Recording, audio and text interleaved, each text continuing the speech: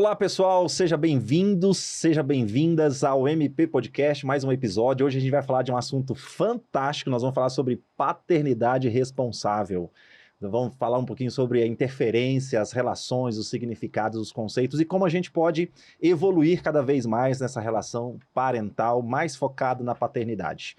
Quero lembrar aqui dos nossos colaboradores, Pizza César, a melhor pizza de Brasília, BYB, mídia digital, o pessoal aqui da Cult TV, que é nosso parceiraço, quero lembrar deles aqui também. Se você precisa de algum material, a descrição vai estar aqui, as informações vão estar aqui na descrição do vídeo e vai ser fantástico. Estou recebendo um super brother que eu conheci em 2016, 17, Alair Neto. Alair é pai, esposo, pastor, o que mais? Me fala, Alair. Seja bem-vindo, brother.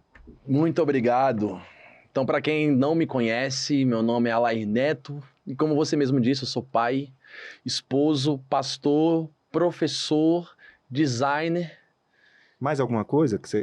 Cara, ótimo lavador de louças. Beleza, legal. Né? Isso... Você é professor de quê, Alair? Eu sempre quis perguntar, nunca... Professor de filosofia cristã. Legal. É bonito, né, esse nome, filosofia cristã, mas é mais comum a galera conhecer como professor de ensino religioso. Ensino religioso. Professor de ensino religioso. Legal, cara. Para Fundamental 2 ensino médio. E também dentro dessa minha atividade nas escolas, eu também exerço a capelania, né? Que é como se fosse o pastor da escola. Um orientador. É, um conselheiro. Um conselheiro. Conselheiro. Aí não... o seu público esse serviço de conselheiro é mais voltado para os alunos. É para os alunos. Você também atende a demanda dos profissionais, professores ali? Não, atendo. É para a escola inteira. Para a escola como um todo. Só que o que mais me procura são os alunos, porque eu estou em contato direto com eles em sala de aula, aquela coisa toda. Quando acontece uma treta gigante, quando eu percebo que ali tá um conflito desastroso, e aí eu procuro os pais.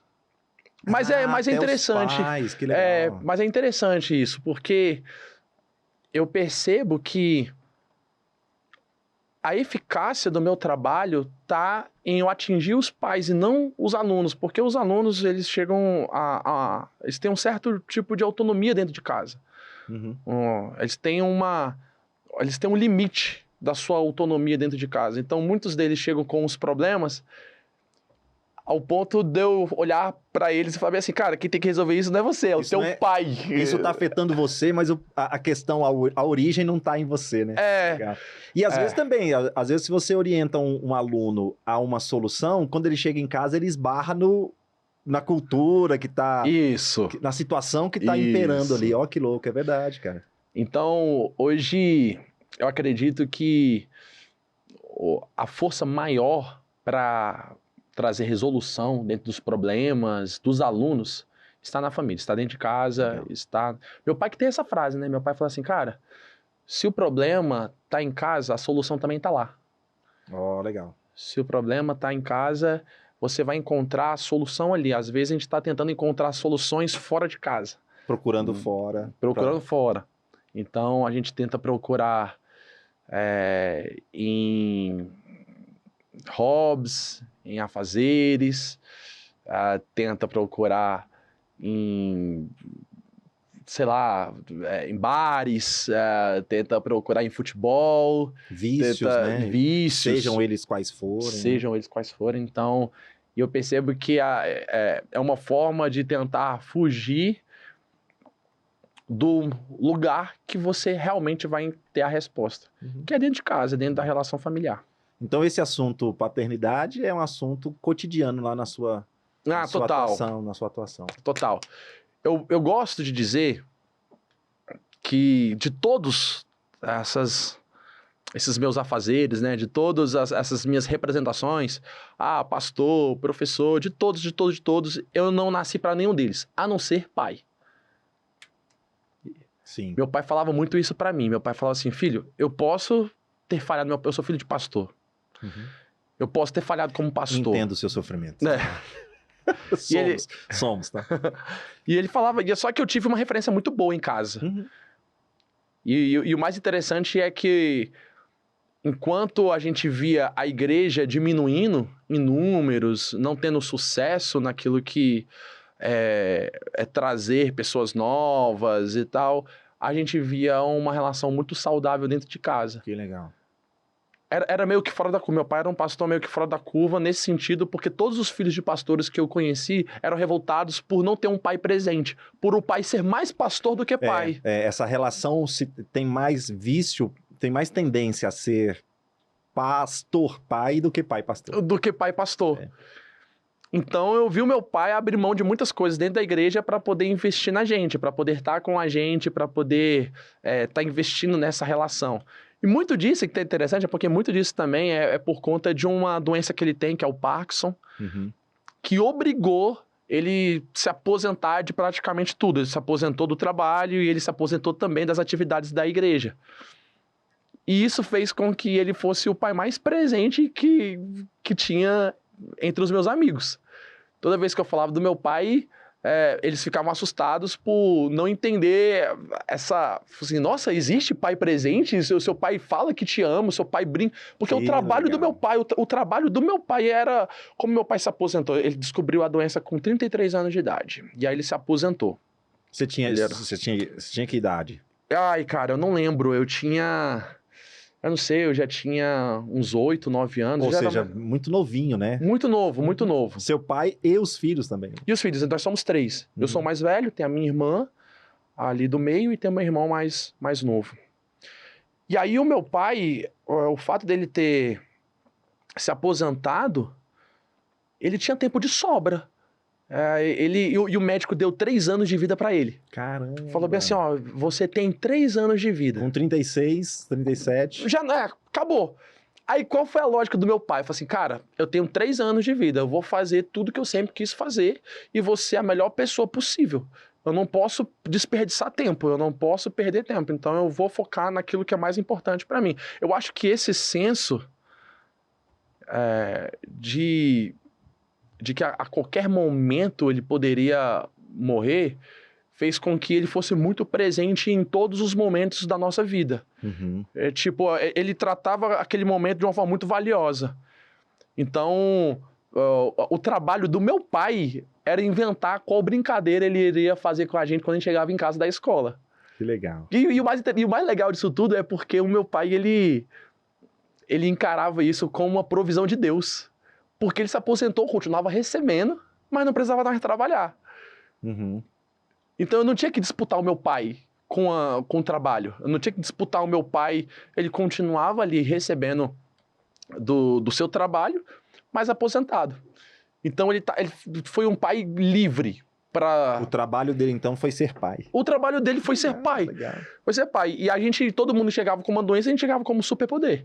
Assim, cara, meu pai tem um superpoder, que é ser um pai presente, que é ser um esposo maravilhoso para minha mãe. Eu acho que muito dele depender da minha mãe em muitas coisas, porque vai atrofiando o movimento, isso fez com que ele deixasse muito do orgulho de lado, se tornasse mais paciente com os processos e valorizar a presença da minha mãe ali como auxiliadora, né? Como uma mulher que muitas vezes teve que assumir o governo da casa e tudo, e aquilo, e ver essa relação de parceria, ver esse time jogando junto, esse entrosamento fez com que o nosso sonho era isso. Assim, cara, eu quero construir uma relação parecida com isso. E meu pai sempre falava isso. Ó, filho, eu posso ter errado como pastor, eu posso ter errado como líder, eu posso ter errado como um concursado, mas uma coisa eu tenho certeza que eu não errei. Foi como pai. E realmente. E aí ele escreve um livro chamado O Bem de Parkinson. Nossa, que legal, quero ler. E é muito legal. A gente quer relançar esse livro. Nossa, O Bem de Parkinson. No aniversário dele agora, em outubro.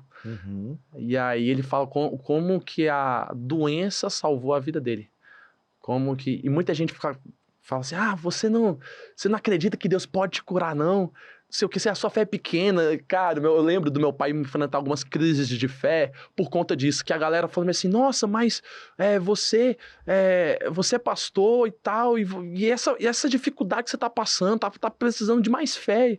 E hoje, meu pai analisando toda a vida, ele entendeu que tudo isso foi um livramento de Deus para que ele não precisasse se suportar em outras coisas, né, encontrar suporte em outras coisas, a não ser no Senhor, Sim. né, a não ser ali nessa fé. Ou seja, não foi, não é uma teologia onde fala que Deus gera o mal, né? Mas é aquela questão, no mal Deus transforma, né? Deus...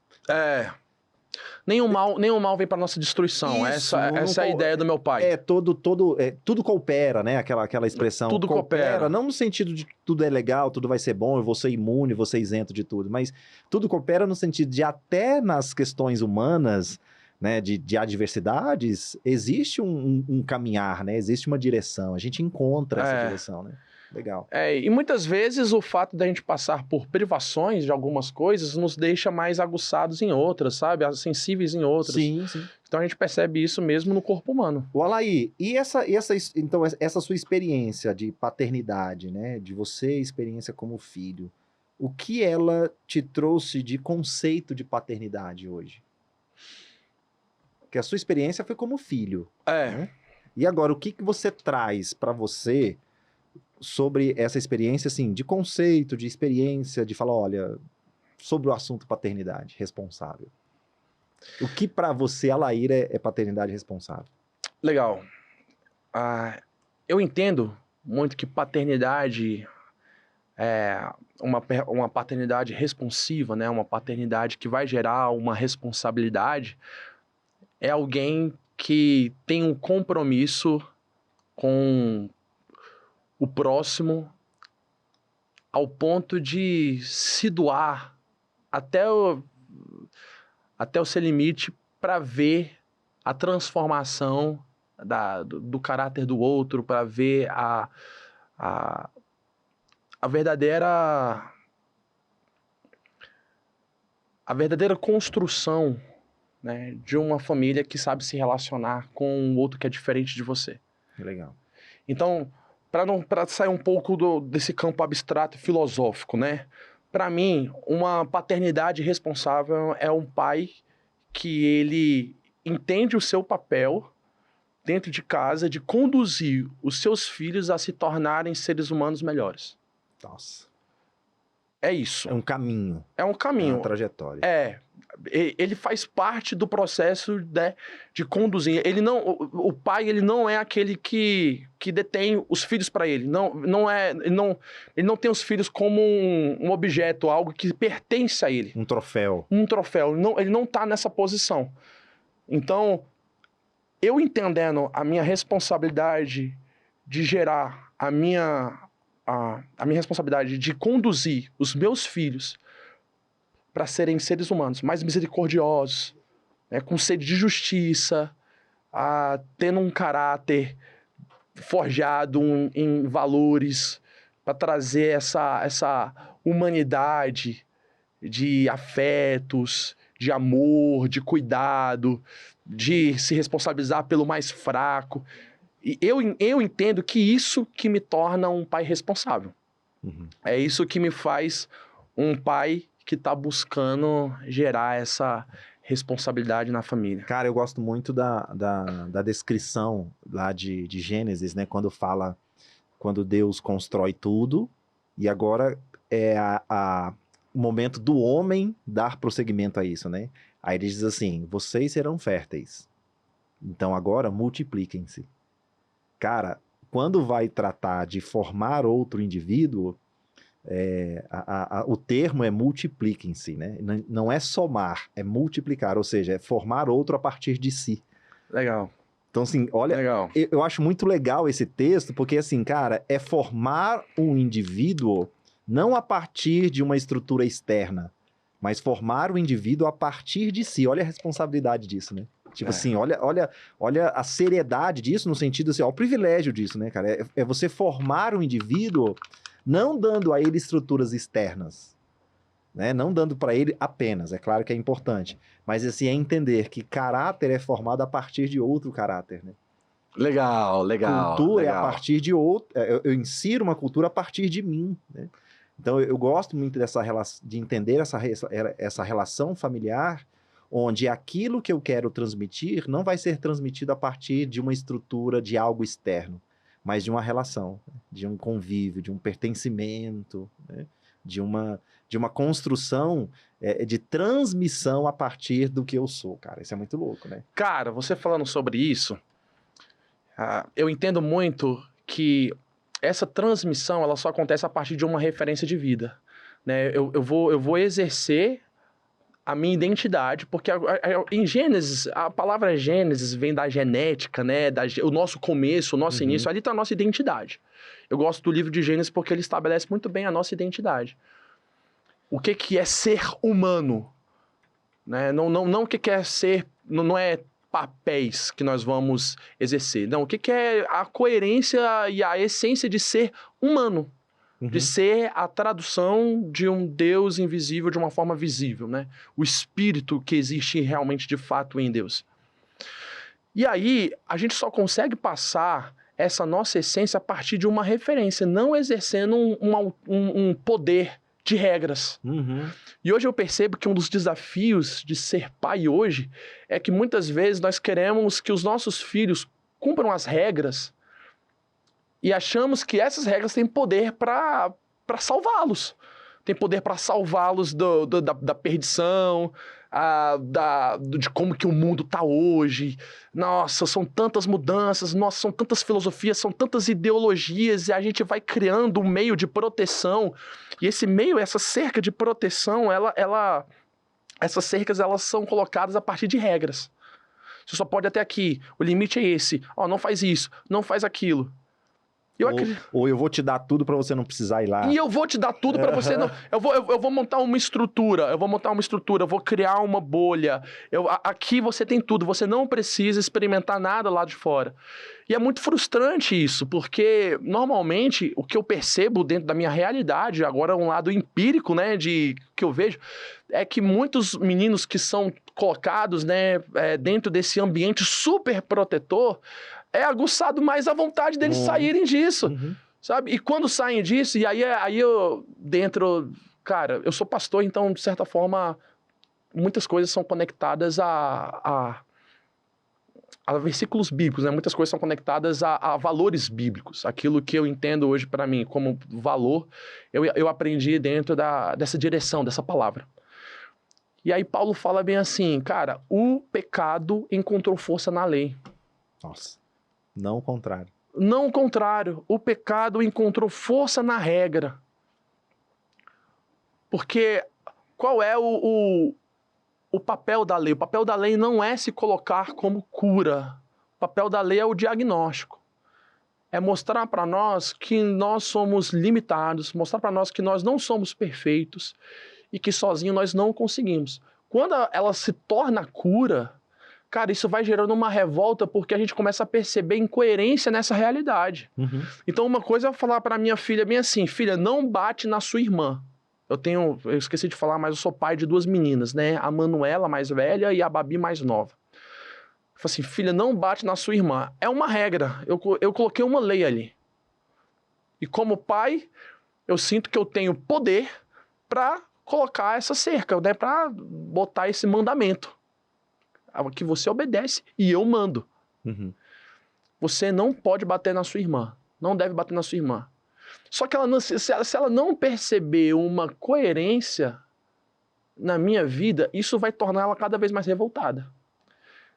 Porque eu tenho irmãos. Eu tenho o meu irmão Pedro e a minha irmã Aline. Imagina você falando pra sua filha, não bate, lá na sua casa... E lá na minha casa, eu ser totalmente brigado com os meus irmãos. E aqui é interessante, porque eu vou brigar. É aí que tá. Nós não somos perfeitos.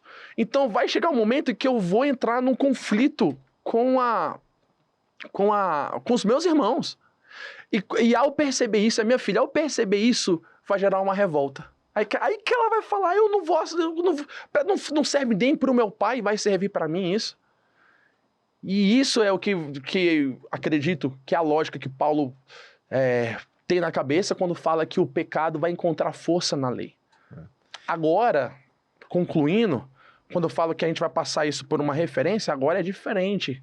Quando eu falo assim, filha, faz o que eu faço.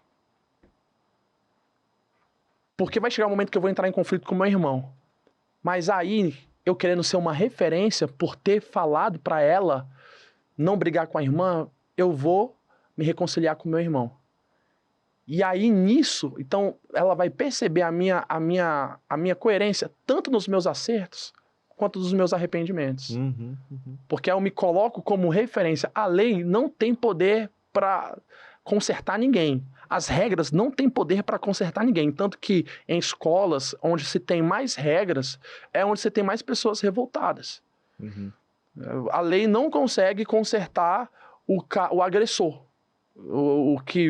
A lei, ela consegue fazer com que o agressor não agrida naquela situação. Mas o agressor vai continuar sendo agressor. O poder do arrependimento supera em muito o poder da coerção, o poder da lei, o poder do freio, né? O poder da castração. Isso. E só que é um caminho, né? É um caminho, Às vezes a gente percebe assim eu percebo, tô falando de mim mesmo, né? O poder é mais rápido, então dá menos preguiça. Né? Eu como pai, eu sou pai de 3 meninas, pensa. Então, assim, a gente fica com preguiça desse caminho. É muito mais fácil a gente meter a lei lá, cara. Isso assim, é verdade. Pá, daqui pra frente é assim, não fala mais, não toca no assunto. Né? Esses dias eu tava em crise, porque minha filha tá na adolescência, no início da adolescência, e ela tá cometendo algumas coisas que eu, como pai, preciso orientar, eu preciso direcionar, eu preciso dar uma resposta dentro da minha responsabilidade paterna. E aí eu me peguei numa situação em que eu, quando filho, cometi a mesma coisa. E cara, e na hora vem a responsabilidade, a culpa moral, a culpa religiosa, dizendo assim, como é que você vai falar para sua filha algo que você mesmo fazia? Cara, eu fiquei uns 3 dias em crise. E essa crise me afastou da minha filha. Até que eu falei, opa, não, calma aí, espera aí. Ser responsável não é ser perfeito. Não é. Minha filha não vai aprender apenas com aquilo que eu coloco como uma regra que eu cumpri. Minha filha também vai aprender com os arrependimentos que eu processei. Então, cara, me deu uma liberdade, me deu uma autoridade, me deu um poder de participação na vida da minha filha surreal, porque eu posso chamá-la para conversar dizendo assim, minha filha, eu errei nessa área. Minha filha, eu tenho prejuízo na minha vida, assim, imensurável, prejuízos imensuráveis, porque eu fiz o que você está fazendo. Cara, isso é maravilhoso. Cara, isso me deu uma sabe assim, uma alegria, sabe assim, um gozo existencial. Eu falei, caramba, cara. E ao mesmo tempo te torna empático, se ela errar nessa área. Claro. Porque você fala bem assim, beleza, eu errei nessa área, você tem esse caminho, você não precisa errar nessa área. Mas se você errar nessa área, que você aprenda como eu tô aprendendo. Mas acho que essa é o caminho da sabedoria. É você falar, olha, eu aprendi, eu errei, eu aprendi, mas você não precisa pagar esse boleto. Isso. Você não precisa passar pela mesma coisa e pagar esse preço. Olha, trouxe amadurecimento, trouxe, sabe? Foi experiência de vida, foi, mas eu paguei um preço e você não precisa pagar. Alaí, eu acho que isso fere muito nós, pais, excepcionalmente os pais, no quesito cultural que foi nos colocado até por uma cultura cristã também, que o pai é o provedor. Então, essa expressão pai provedor tira ou deprecia qualquer chance de erro desse homem. Se ele é o provedor, ele não pode errar. Se ele é o provedor, ele não pode falhar. Porque vai estar entra em choque o quê? A provisão. Então, e se ele é o provedor, ele tem que prover sempre. Ele tem que ter todas as respostas. Isso. Eu ouvi essa semana de um pai. Um pai falou para mim assim, Myron, quando minhas filhas eram crianças, eu era o provedor financeiro da casa. Assim, muitas vezes eu fui trabalhar doente, com dor, porque na minha cabeça eu não poderia falar que eu estava doente, porque senão não teria o sustento da casa. Cara, é desumano, né? Então, quando a gente pega esse aspecto da provisão financeira, a gente leva para outras áreas também. A gente pensa que a provisão é só financeira, né? Não, cara, mas a provisão da sua casa, como homem, ela vai para além disso. E às vezes a gente não compreende isso de fato, a gente transforma essa ideia de provedor numa figura de super-herói, de alguém blindado, de alguém que não erra, de alguém que não falha. E aí vai gerando a ideia de um homem indestrutível. E aí, mano, eu fico pensando assim, quantos pais, da época dos nossos pais, por não conseguirem lidar com os próprios erros e com a vergonha de lidar, de revelar um erro, uma fraqueza pessoal, abandonou a família. Porque esse era o modus operandi. É. O pai numa pressão familiar, o pai num desajuste familiar, o pai numa relação complicada, conjugal, numa relação que estava se deteriorando, a vergonha e a pressão de ser esse cara provedor era tão grande que ele ia comprar cigarro e não voltava mais. Ele ia trabalhar e não voltava mais. Ou seja, olha o prejuízo para essa família, para esse pai, para esses filhos, para essa mãe, para essa família como um todo, justamente por não conseguir lidar com esse lado humano da paternidade. Cara, isso é uma pressão muito louca nesse sentido, né? Então, quando a gente fala sobre essa questão do erro, essa questão da vulnerabilidade dentro da paternidade, isso é libertador. Isso é libertador, porque a gente evita essas figuras e frustrações dos próprios filhos, né? E é interessante você falar isso, porque normalmente a gente pensa que a paternidade está restrito à relação com o filho. Então é sempre eu olhando o que eu posso ser melhor para o meu filho. Eu acabo ignorando, né, áreas da minha vida que eu posso ser bom para mim, para que eu esteja cuidado, bom para minha esposa. Então, se eu tiver dando comida para os meus filhos, se eu tiver dando atenção para o filho, tá tudo certo. Mas se eu tiver totalmente lascado no trabalho, uma relação totalmente desgastada com a minha esposa, isso daí não tem a ver com paternidade. Paternidade tem a ver só com isso. Eu quero ser só um pai, né? Ser só um pai bom para os meus filhos. E a gente esquece que todas as áreas influenciam. Uhum. Eu acho que a gente perde essa noção de um ser integral. E tudo na vida a gente fica fragmentando. Como é que tá a sua vida financeira? Como é que tá a sua vida espiritual? Tá boa, mas a relacional... Não, mas caraca, a minha vida espiritual tá ótima, mas a minha vida emocional, então é meio que incoerente. Nós somos gatos com 7 vidas. Uhum. Né? E que a gente pode colocar essas vidas em caixas separadas. Mas não, nós somos inteiros e talvez nos privaram tanto, né? Com esse padrão do que é ser um macho provedor, que está restrito a só isso, que a gente acaba não cuidando de tantas áreas que têm influência na relação com os nossos filhos. E aí, cara, a gente vai adoecendo aos poucos, a gente vai tentando esconder, a gente vai botando uma carcaça. Eu falo isso porque eu tive algumas crises quando eu casei. Eu não tenho o perfil de um chefe, eu não tenho o perfil daquele macho alfa que sempre vai dar a resposta final, sempre vai dar a palavra final. Eu sou um cara muito mais pacífico, sabe? Eu sou um cara muito mais passivo nessa relação. Eu sou um cara que... E aí eu tinha essa cobrança, e é muito da minha personalidade. Uhum. É muito da minha personalidade escutar mais do que falar mais. É muito mais da minha personalidade servir do que mandar.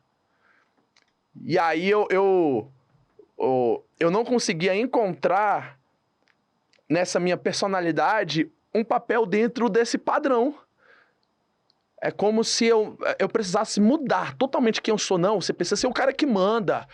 Se a esposa... Cara, eu lembro muitas vezes eu tive conflito com a minha esposa porque ela era muito melhor em um assunto, mas eu tentava pensar, não, mas ela não pode dar a resposta final. Ela decidia muito mais do que o macho alfa. Não, e decidia com sabedoria. Isso. Não era uma coisa tóxica, não era uma coisa tipo, eu tô oprimindo meu esposo. Não, é porque a experiência de vida dela, com tudo que ela já passou, com dificuldade financeira, separação dos pais, né, um aborto, a morte... Essa experiência trouxe uma carga tão poderosa para ela trazer direção para tantas áreas da minha vida, que aquilo dali, quando ela fala assim, meu bem, é melhor isso daqui, meu bem, olha só, isso daqui, eu ficava em crise, porque eu falei, eu preciso ser o cara que vai dar essa direção. Uhum. Eu preciso. Então, eu não tô falando de uma relação, porque é errado também, eu acredito que é errado também quando o cara que ele é submisso no sentido de não querer assumir responsabilidade. Isento. Isento. Ele se isenta. Ele se isenta só pra falar assim, ó, isso aqui não foi eu que decidi. Eu acho que é totalmente errado isso. Mas não é esse cara que eu tô discutindo aqui.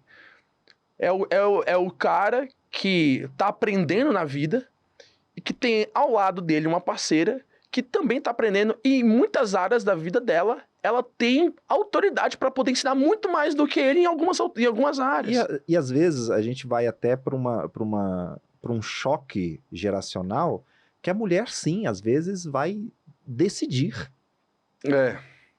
Coisa que, por exemplo, os nossos avós era inconcebível, até culturalmente falando, né? Então, por exemplo, lá no tempo das cavernas, o homem é quem saía à caça. Né? Então, talvez vem daí essa ideia do provedor. Então, a mulher mais recebia e administrava ali. Hoje em dia, né, dos últimos 40 anos, 50 anos, 100 anos, coloca aí, a coisa tem mudado muito. A mulher também tem tido essa abertura para o mundo. Essa abertura de experiência, essa abertura de participação, essa abertura de construção em conjunto. De provisão. E aí isso entra na provisão, isso entra na visão de mundo, isso entra na teologia, na construção teológica. Isso entra na construção de criação de filhos. A mulher está muito mais participativa. Então, eu acho que a crise hoje mundial é paternidade. É paternidade. Porque vem dessa relação homem-mulher. E nós, homens, somos mais propensos a essa ideia do controle. Por isso a sua crise. A sua crise não era porque você estava errado, se sentia errado. A sua crise era porque você via uma construção que lhe foi colocada socialmente, conflitando com algo que era seu. Isso mesmo. E a crise é, que homem eu sou, né? Pô, calma aí, eu tô sendo um banana, eu tô sendo pamonha. Porque essa é a fala. A mulher que fala muito, o homem é pau mandado. Né? Então, cara, olha que loucura isso, né? Então, a crise hoje, ela é masculina e paternidade, dentro da paternidade por isso, né? Porque hoje essa mesa se tornou mais redonda. Onde a mulher também participa, a mãe também participa, né? Então é muito louco isso. E isso pra mim, me libertar um pouco desses padrões, cara, é tão leve a minha vida, a minha paternidade, eu me permitindo, né, ser ensinado na maternidade da minha esposa. Cara, torna essa parceria, torna essa jornada tão leve. Aonde ela consegue ser mais sensível, aonde eu consigo ser um pouco mais decisivo, aonde ela consegue trazer mais experiência, aonde eu consigo trazer mais paciência. Então, a gente perceber as qualidades uns dos outros, a gente perceber as virtudes uns dos outros, né? Aquilo que é aonde o meu caráter é mais propenso a lidar com aquela dificuldade. A gente ter essa sensibilidade tornou a minha paternidade mais leve, não irresponsável, não isenta, não isenta, e negligente, não negligente, mas totalmente madura, completa. Acho que essa é a ideia de ser completo. Naquilo que eu não consigo fazer, realizar, eu tenho alguém para me completar. E esse alguém para me completar faz com que as minhas filhas percebam. Cara, acho que essa ideia de time, de que o pai, ele tá ali, né, ajudando no time, a entrosar o time, eu acho muito legal. E muitas vezes você jogar contra a sua esposa, né, você se colocar numa disputa, nós estamos disputando poder. Sim. Você tá tentando decidir, você se colocar nessa disputa. No final, quem perde é o time todo. O time todo. É o time todo. Time dividido não ganha jogo. E principalmente, eu sempre tento observar assim, quem vai perder de fato é a parte mais inocente, que são os filhos. É a parte mais inocente. Porque a sua esposa, ela é madura, ela é adulta, ela sabe procurar uma ajuda, ela sabe conversar com uma amiga, ela sabe ir pra terapia, ela sabe pedir até ajuda exorcista. Ela sabe, ela é adulta, o negócio tá pegando, ela procura. Agora a criança recebe tudo sem poder falar absolutamente nada. É. Então, esse ambiente de poder né, de disputa de poder entre homem e mulher, macho e fêmea, é marido, esposa, pai e mãe. Gente, isso é um ambiente... É tóxico. É tóxico, total. É tóxico. Eu tive você falando de experiência, eu lembrei de uma experiência que eu tive quando minha filha foi nascer. A minha esposa estava grávida e eu um dia amanheci com um pensamento assim: eu não quero ser um pai igual meu pai foi para mim. E eu comecei a repreender, né? Falei: sai Satanás, que pensamento é esse? Meu pai é maravilhoso. E na outra manhã, Alair, o mesmo pensamento. Primeiro pensamento do dia: não quero ser um pai igual meu pai foi para mim. Cara, isso me deu uma crise, porque eu pensei: eu tô desmerecendo, estou sendo ingrato. Cara, e no terceiro dia, 3 dias seguidos, olha aí, o primeiro pensamento do dia era: não quero ser para minha filha um pai igual meu pai foi para mim. Aí eu me rendi, né? Falei: Deus, o que você tá querendo falar com isso? E aí fui refletir, fui pensar, E aí, cara, foi uma construção muito legal, porque aí eu fui vendo a realidade quando eu nasci e a realidade quando minha filha ia nascer. Na cultura da época do meu pai, minha mãe abriu mão da profissão, em um acordo entre os dois, minha mãe se dedicou aos filhos. Então, eu tinha essa formação de família. 30 anos depois, estava eu com a minha esposa grávida, minha filha para nascer, e o contexto de vida era outro. Os dois trabalhavam fora, havia uma rotina diferente. Aí eu percebi que aquele pensamento que veio a mim não era contra a paternidade do meu pai.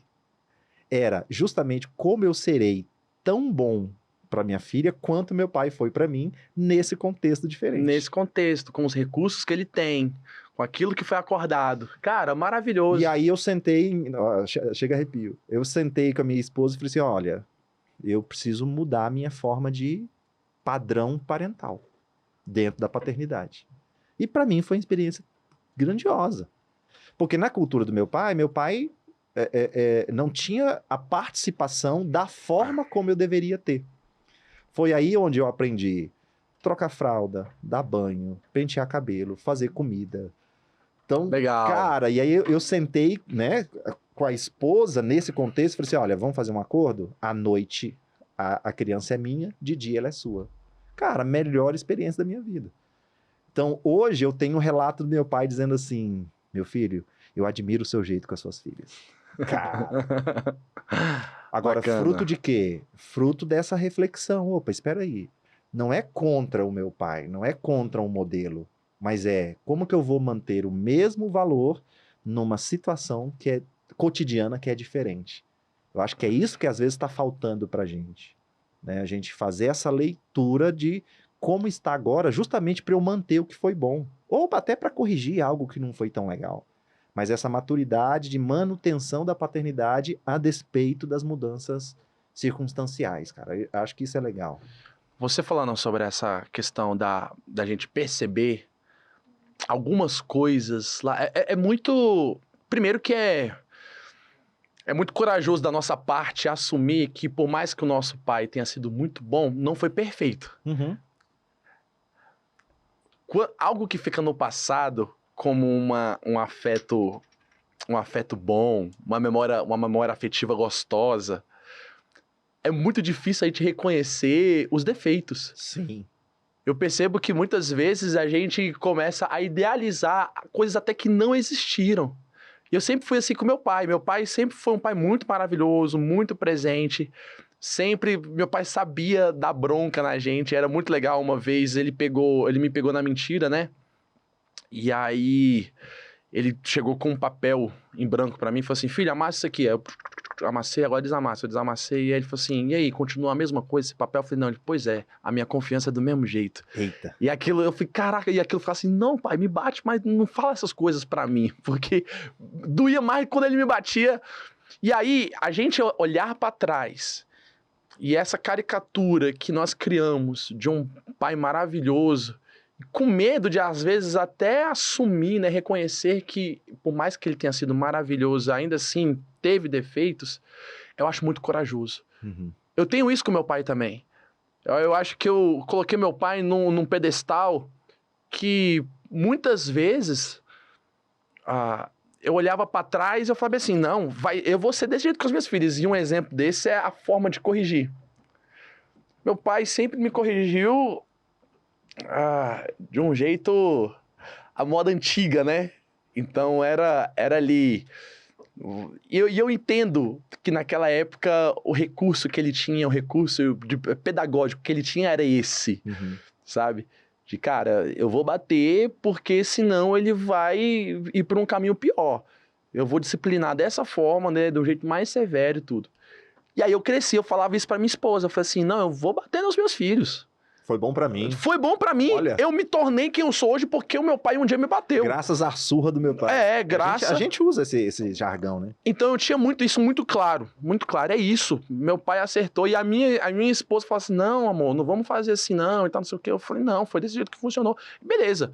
Nasceu minhas meninas, né? Aí, birra, aí vem...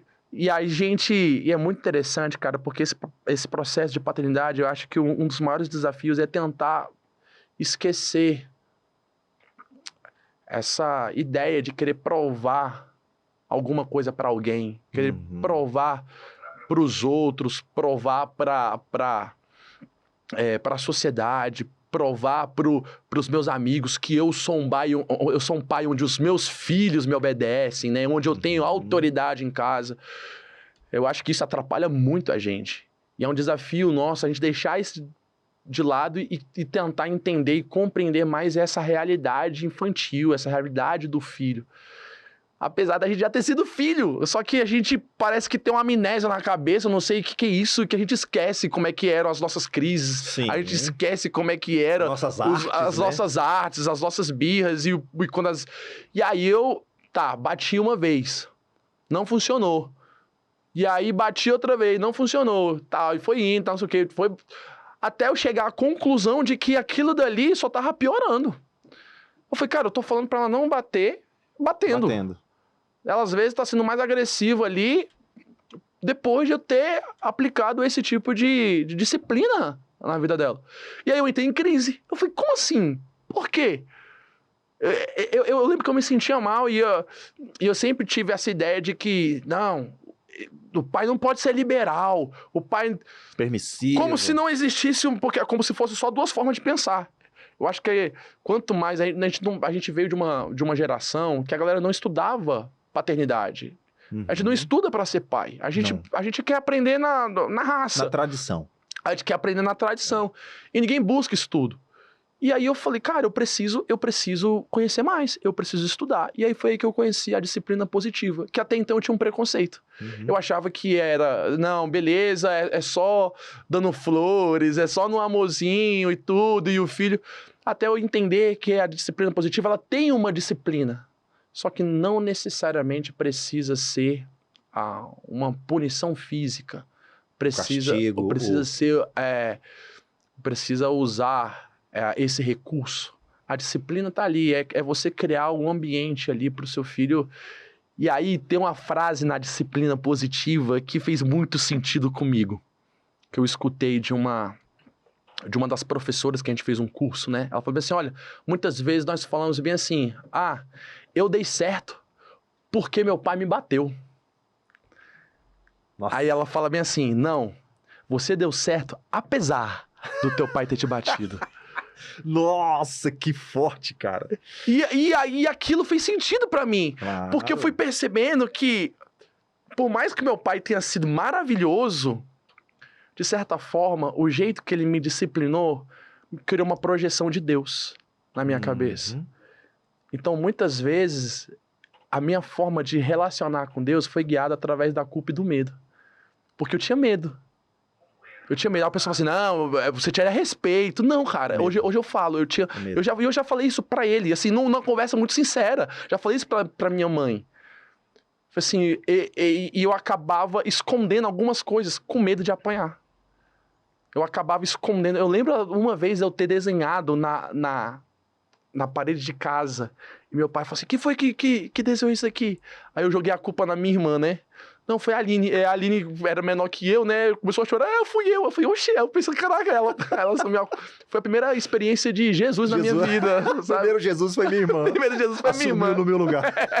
Aí meu pai bateu nela. E depois, quando eu vi meu pai batendo nela, eu falei assim, cara, ainda bem que eu me livrei disso. E aí eu comecei a construir uma lógica na minha cabeça.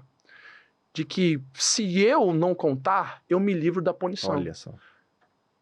E aí eu acabei me escondendo, por diversas vezes, eu acabei me escondendo de Deus por medo da punição. Uhum. E aí eu entendi que existe uma outra forma de disciplinar, que é a disciplina, não é deixar aberto, não é simplesmente, tá tudo certo, não. Existe formas de você reparar isso, que não precise ser dessa forma, sabe? Desse jeito específico. Só que vai o processo na minha mente de entender a minha cultura, entender o meu tempo, entender que o meu pai foi muito bom para mim, que eu posso utilizar muitas coisas, 99% do que meu pai foi para mim eu vou utilizar na vida Mas eu preciso ser corajoso o suficiente para reconhecer que o meu pai também foi limitado. Olha, e tem uma questão também que geralmente a gente esquece, que é até no que meu pai acertou, não é necessariamente para eu repetir. Eu acho que isso é muito legal. Aquilo que meu pai errou é muito fácil eu perceber. Porque me dói, porque me machuca, porque me traz uma lembrança de medo, de alguma questão não agradável. Mas eu olhar para o meu pai e falar assim, cara, meu pai, o senhor acertou muito com isso aqui, mas hoje não cabe mais para mim. E não vai funcionar para minha filha. E não vai funcionar. Não vai funcionar. Não vai funcionar.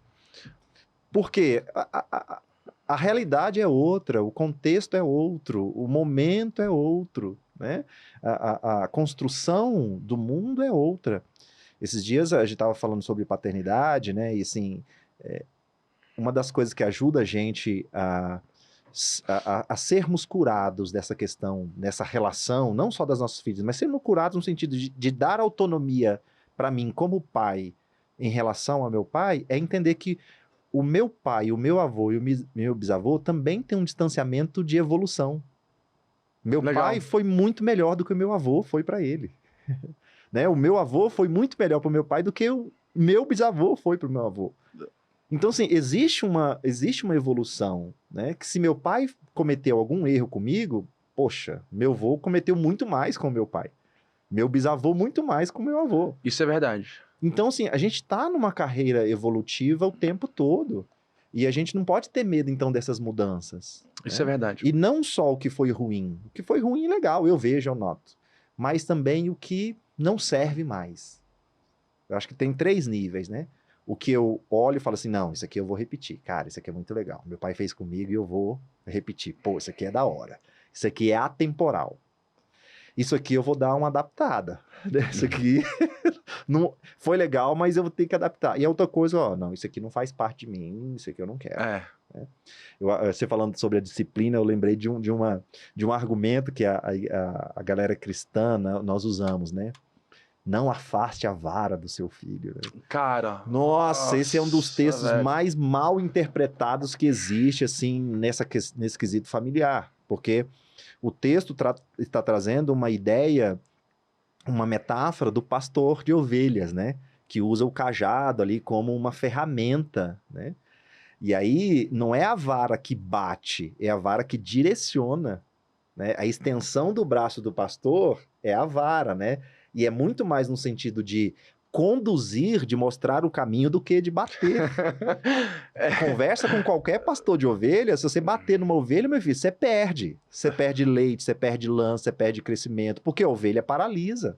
Cara, isso é muito interessante, a ovelha é um dos animais mais sensíveis, né? A ponto de uma mosca rodear a cabeça da ovelha, a ovelha fica louca e bate a cabeça na pedra para tentar se livrar daquilo. Por isso que o pastor passa óleo, né?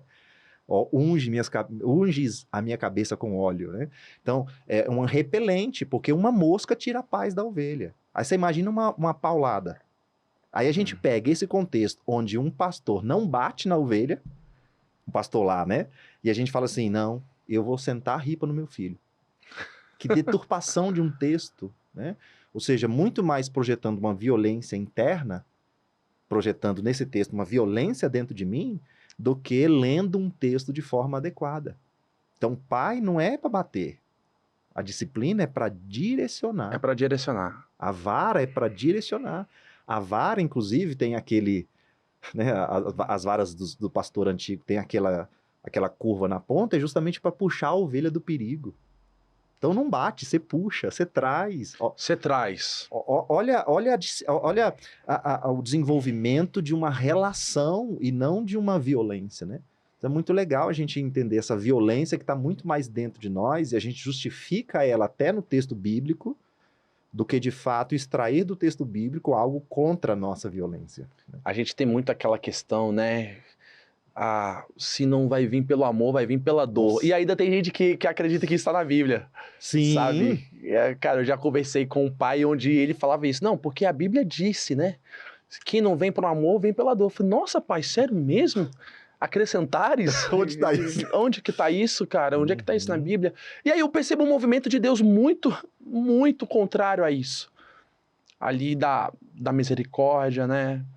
Ali da graça. O amor, a Bíblia diz que é o amor que perdão, constrange, né? O cara, amor que isso, constrange. para mim, o perdão, ele precisa ser o solo onde a minha disciplina, onde a semente da minha disciplina vai ser lançada. Para mim, a garantia do perdão, ela é necessária, ela é essencial para o meu filho reparar. E nem acredito que é uma reparação no sentido de eu preciso voltar lá atrás e fazer de novo. Não, mas reparação no sentido de eu vou colocar de volta aquilo que foi despedaçado, né? Eu vou tratar esse meu machucado para que na próxima vez eu esteja mais maduro, eu esteja mais pronto para resolver esse conflito. Ou seja, as feridas que os nossos filhos, os atritos nas relações com os nossos filhos não geram feridas, só tiram a casca de uma ferida já existente. Isso. E aí o perdão é o ingrediente necessário para que isso aconteça. Não colocar para os seus filhos a sua ferida de filho. Não colocar para os meus filhos a minha isso? ferida de filhos. Na verdade, é permitir o meu filho não ter medo de ser quem ele é. Agora, isso é possível eu não tendo medo de ser quem eu sou. Isso é possível. É isso. Eu só consigo dar perdão a partir do momento em que eu sou perdoado. Eu só consigo dar aquilo que eu tenho. Sim. Eu tava conversando com uma mãe e o filho dela acabou se envolvendo coisas erradas lá na escola e ela veio num ódio, ela veio numa raiva, que é legítima. Ai, meu Deus, eu não ensinei isso pro meu filho, isso, se preocupa, tudo que eu falava assim, se preocupa não, professor, ele vai se ver lá em casa. Se preocupa não, professor. Eu falei, tá, mãe, mas deixa eu conversar com a senhora aqui a respeito e tal. Aí chega um momento que eu falei assim, me conta mais sobre a senhora. Deixa eu te perguntar, onde é que tá a sua dificuldade em perdoar o seu filho? Posso te fazer uma pergunta bem sincera, falando pra mãe, né? Posso te fazer uma pergunta bem séria?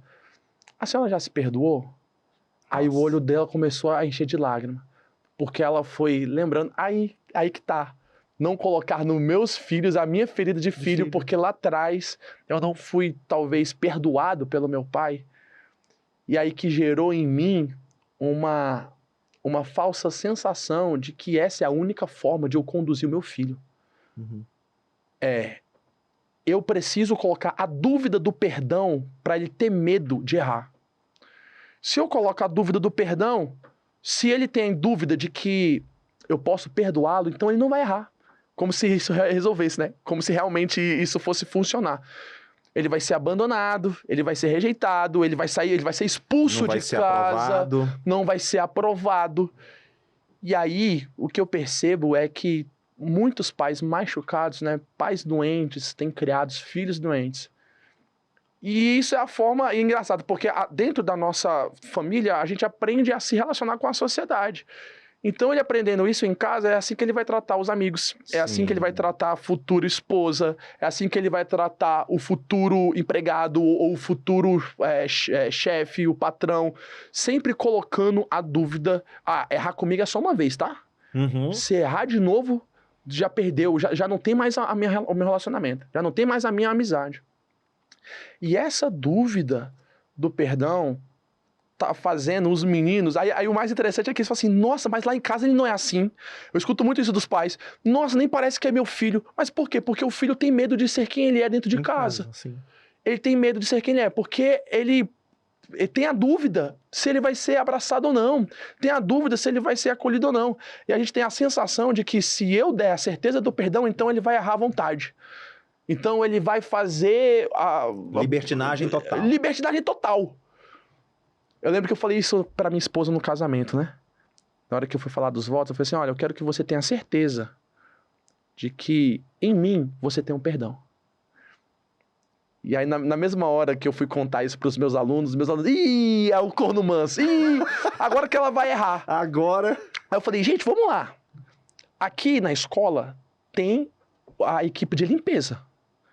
Vocês têm a certeza que a sujeira que vocês jogarem no chão vai ser limpa. Isso você tem a certeza. Por quê? Porque tem uma equipe para isso. Agora, porque vocês têm a certeza, vocês vão sujar? Porque se vocês fazem isso, vocês são extremamente irresponsáveis com o trabalho do outro. Vocês estão sendo extremamente babacas com o sacrifício do outro em limpar a tua sujeira. Uhum. Então, o fato de vocês ter a certeza que existe alguém que vai limpar é o que te coloca na responsabilidade de não sujar. Justamente. De não sujar. E aí o que vem Paulo quando fala assim, aonde abundou o pecado, superabundou a graça. Agora, é porque existe graça nisso que eu vou pecar mais? Agora, é porque eu tenho a certeza da graça de maneira nenhuma. Se você pensa assim, é porque você não entendeu o sacrifício de quem perdoa. Uhum. Você não entendeu o sacrifício de quem é gracioso. O que é essa pessoa? Tanto que o nosso Deus teve que sacrificar o Filho para que o perdão dele fosse completo nas nossas vidas, né? Nos contemplasse.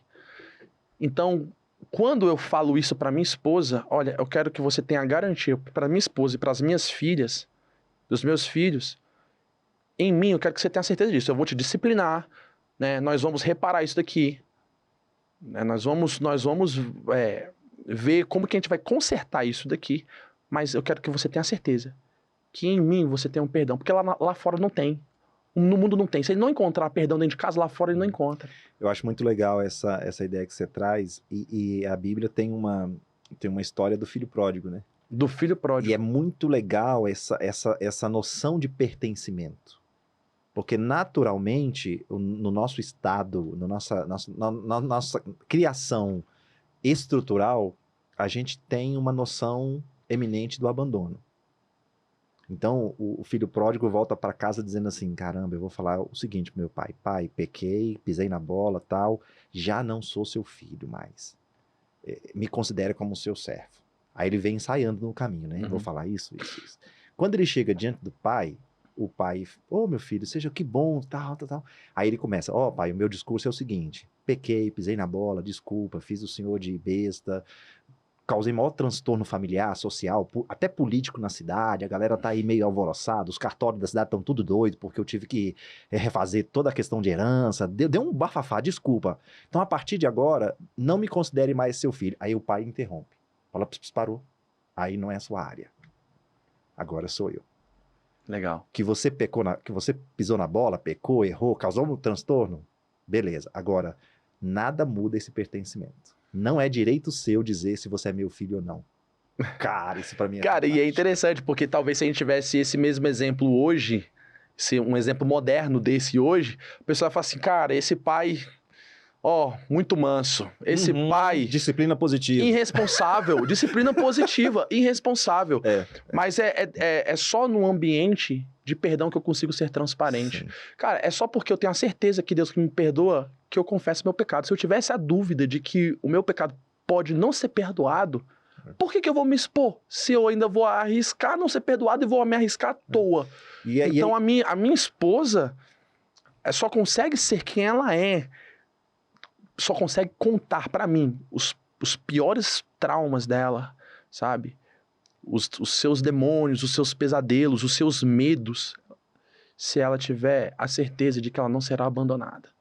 E os filhos também. Eles só vão ter coragem de abrir e ser transparente se eles tiverem a certeza de que não serão abandonados. E essa certeza não é do filho, né? Não essa é do filho. certeza é do pai.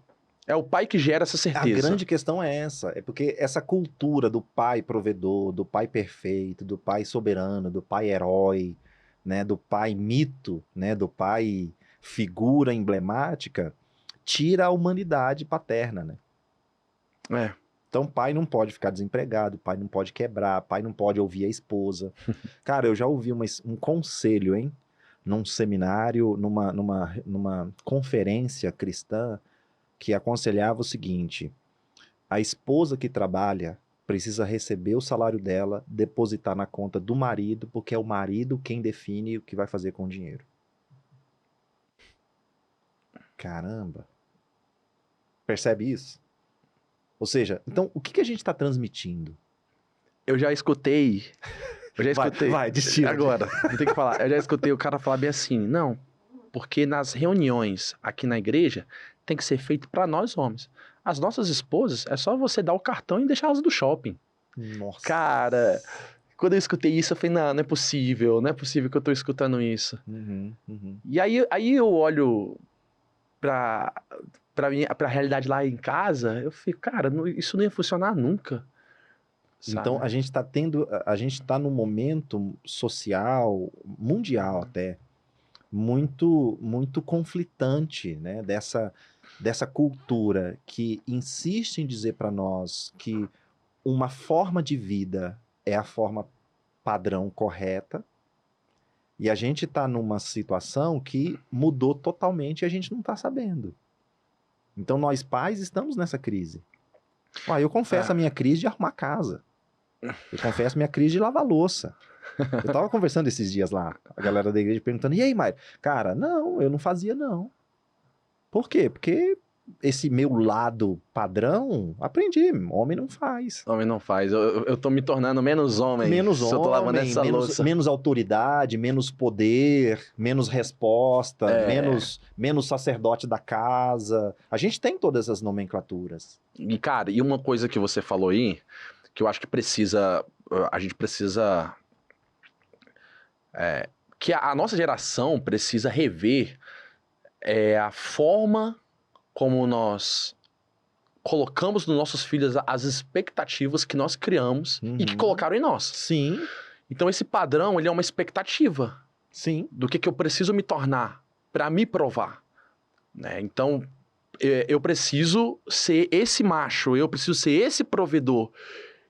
E muitas vezes, isso não estando de acordo com a minha realidade, eu escutei muito isso de pessoas falando assim para os filhos: ah, filho, eu tô dando a oportunidade para você o que eu não tive. Uhum. E a gente joga a expectativa nos nossos filhos daquilo que a gente queria se tornar, e talvez porque a nossa realidade não está muito adequada a isso, nós colocamos isso sobre os nossos filhos, né? Os ombros dos nossos filhos, e nós botamos essa carga. Você precisa se tornar isso. Então, eu escuto isso muito dos pais. Quer que o outro faça medicina, por quê? Porque o sonho dele era fazer medicina. Sim, essa projeção nos filhos. Isso, essa expectativa. O né? pai que não conseguiu ser jogador de futebol quer que o filho seja. Isso. Uhum. O pai que não conseguiu ser esse macho alfa quer que o filho. O pai que não conseguiu dominar a esposa quer que a filha seja. Sim. Então ele bota essa expectativa, ele bota ao ponto dos nossos filhos olharem para dentro deles mesmos e falar assim: cara, isso não é quem eu sou. Isso não é quem eu sou. E eu preciso provar isso para alguém. Eu preciso. Então, eles vão para um caminho totalmente revoltado, sem direção nenhuma, porque desse outro lado aqui nós temos uma expectativa de que você precisa ser assim, né? Para você provar que deu certo e de que a minha educação deu certo. Uhum.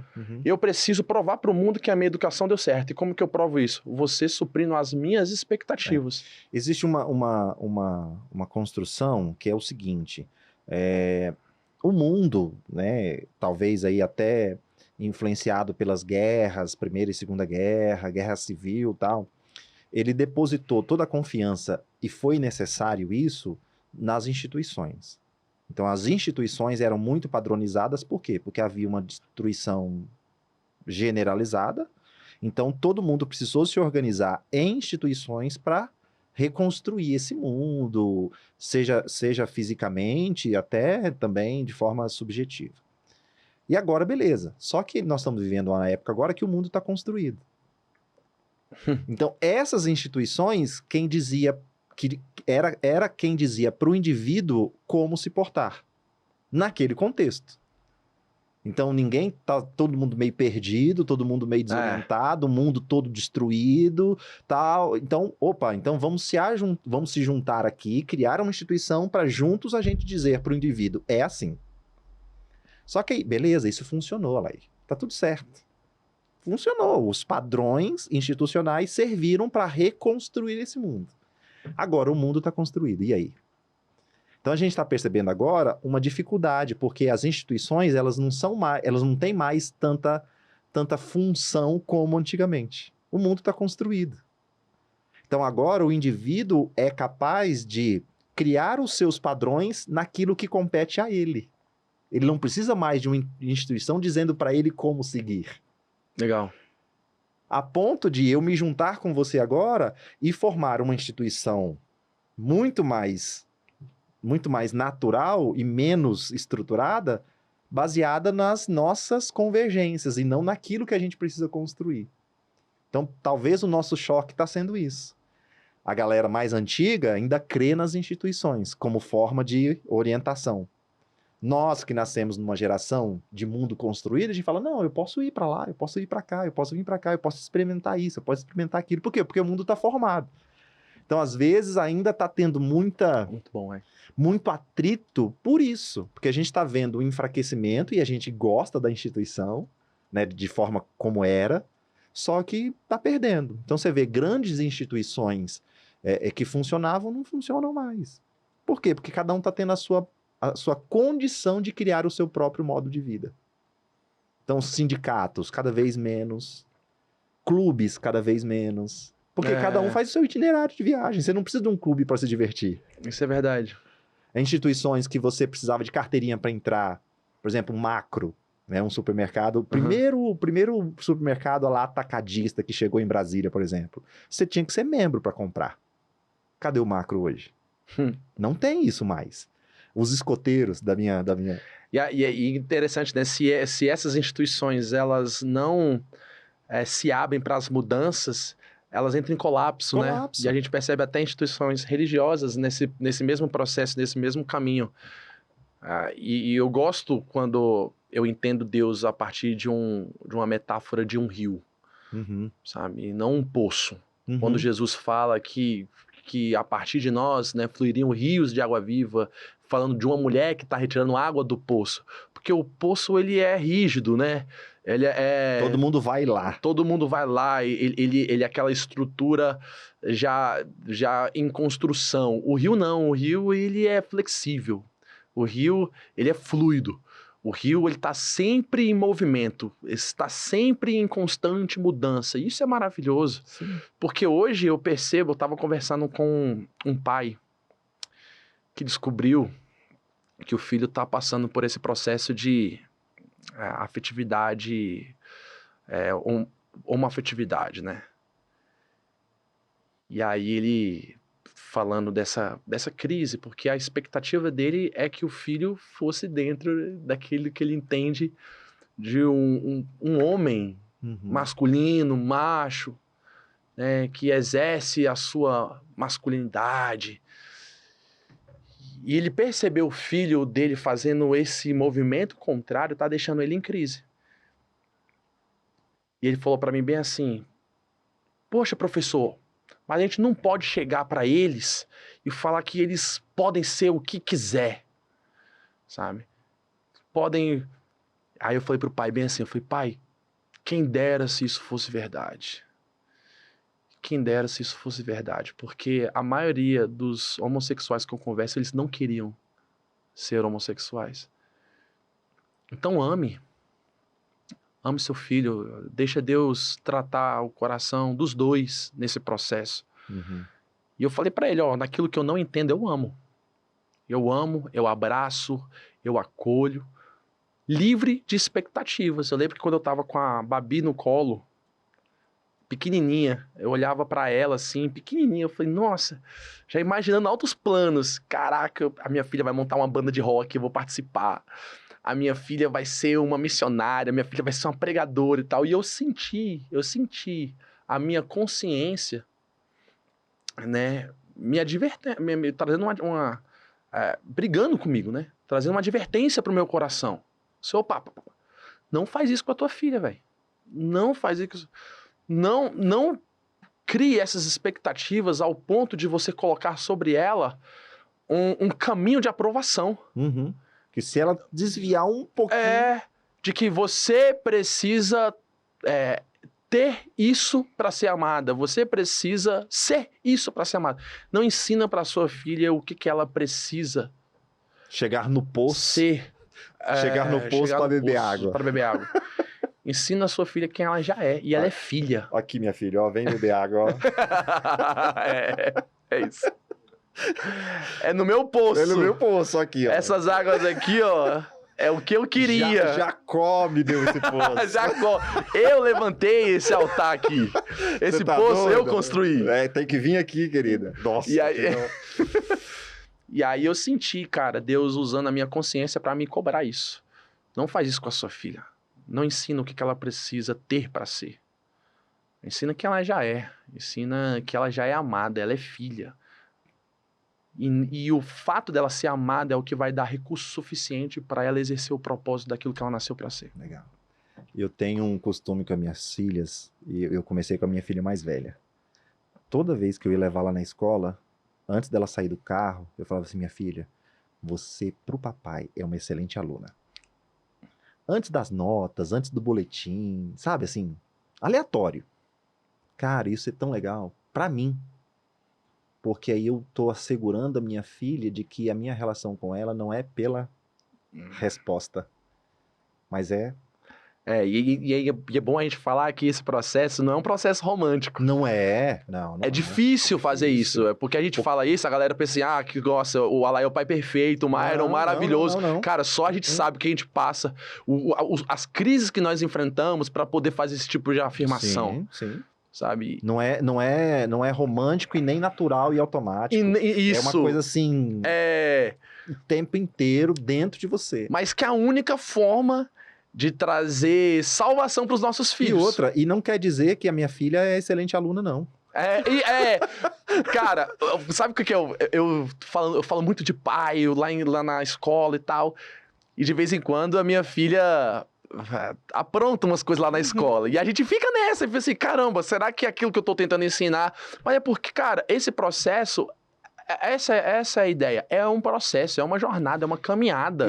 Eu acho que, por exemplo, nesse exemplo que eu tenho com a minha filha, o que eu tenho percebido depois de anos que eu tomei essa atitude, não é que ela foi a aluna perfeita, mas foi em perceber que agora eu construí uma relação em que ela pode vir a mim. É isso.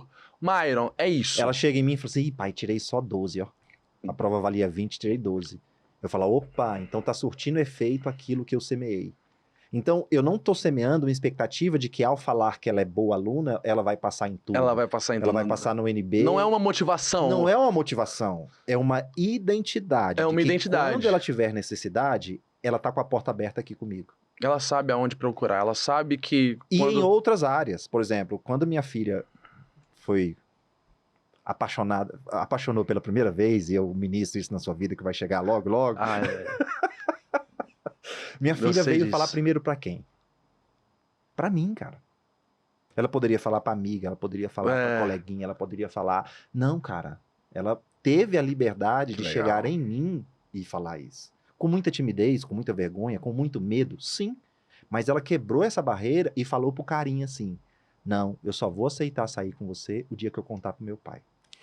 Legal. Pô, isso pra mim foi caramba. Que massa, que bom que eu consegui construir essa atmosfera e esse ambiente. Então não é que eu vou proteger, não é que a minha filha vai ser a melhor, não quer dizer que não é uma garantia de futuro perfeito nenhum. Não é. É justamente o contrário. Quando você tá semeando isso, você tá deixando a porta aberta para esse filho voltar. A coisa mais massa que eu acho no filho pródigo foi ele caindo em si, ele sabia para onde podia voltar. E ali ele não volta como um filho perfeito. É interessante Isso. você ter falado isso. Cara, isso não vai tornar minha filha melhor, isso não vai tornar minha filha aluna, imune. Tal. Eu lembro de ter... Meus pais sempre me cobraram muito em questão de estudo, principalmente minha mãe. Sempre me cobrou muito em questão de estudo. E eu sempre fui um aluno mediano para baixo na escola, sabe? Até chegar no meu primeiro ano do ensino médio eu ter reprovado. E eu falei, caramba, eu me lasquei agora. Eu vou receber uma bronca. Eu vou receber, assim, minha mãe vai pagar um sapo. Mas não é o sapo. Uhum. Sabe? E eu tremendo de medo, assim. Eu falei, nossa, reprovei. Nunca imaginei que isso ia acontecer. Eu sempre passei na risca, mas eu não imaginava que eu poderia reprovar. E reprovei meu primeiro ano do ensino médio. Cara, eu cheguei chorando, minha mãe me abraçou e ficou, assim, esse tempo abraçando. Eu falei assim, filho, eu te amo. Ela só falava isso, filho, eu te amo. Isso não me tornou o melhor aluno no ano seguinte. Eu não fui o aluno destaque e tal. Mas o mais interessante é que isso me ensinou a me amar. Sim. Sabe? Quando meu pai... O pessoal fala bem assim, de bater no filho, de trazer alguma punição. Quando você bate no teu filho, o filho não te ama menos. Essa é a questão. O filho não vai te amar menos. Então não precisa ter medo de, vou bater, eu vou deixar de bater porque meu filho vai me amar. Não, quando você bate, o filho não te ama. Quando você bate, ele se ama menos. Uhum. E aí que tá. Porque eu fiz tanta coisa ruim a ponto de uma referência de amor me bater. Usar de violência. Olha que loucura. E aí eu não me tornei o melhor aluno, mas eu aprendi a lidar melhor com os meus defeitos. Uhum. Aprendi a lidar melhor com as minhas fragilidades. E eu sempre soube que eu tinha um lugar para correr, ser amado e abraçado. Então a minha mãe, ela fez um trabalho maravilhoso em relação a isso. Ela disse que ela entendeu isso quando ela estava lendo um livro do Augusto Cury, e o Augusto Cury fala bem assim, olha, tem inteligências que não são contempladas na escola. Então não cobre do teu filho o ritmo que outros alunos têm, porque todo mundo tem o seu próprio ritmo. Uhum. Todo mundo tem a sua área de inteligência. E ela assim, desencanou disso, de querer, vai ser nota 10, vai ser nota 10, vai ser nota 10.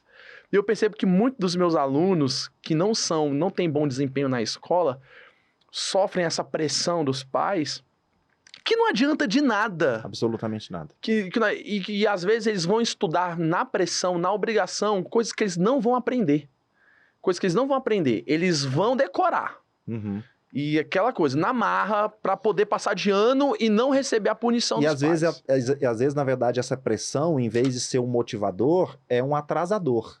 Porque em vez de deixar o filho um pouco mais livre para ele, claro, passar de ano, alcançar o que é o necessário, e ele gastar energia para descobrir outras coisas enquanto ele estuda, ele tá ali gastando todo o esforço para decorar. Ele tá gastando todo o esforço para...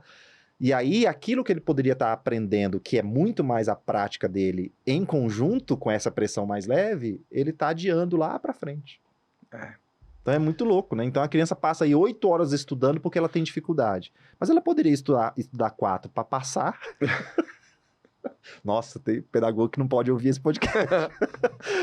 Ele pode tirar 5 ali para passar e 4 horas dessas 8 que ele gastou ali para decorar, para tirar 7, ele com tá aquilo ali, que ele gosta. ele tá ali praticando outra questão que é mais a aptidão dele. Então tem muito isso, né?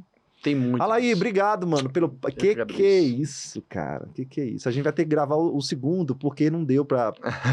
Na verdade, esse assunto é inesgotável, né? Inesgotável.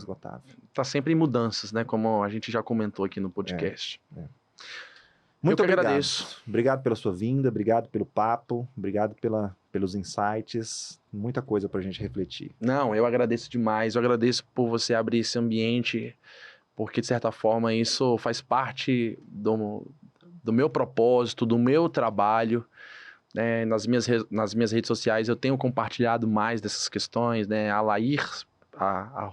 Arroba, né, André? Não, arroba Alair Seneto, meu Instagram. A gente vai colocar na descrição. Então pronto.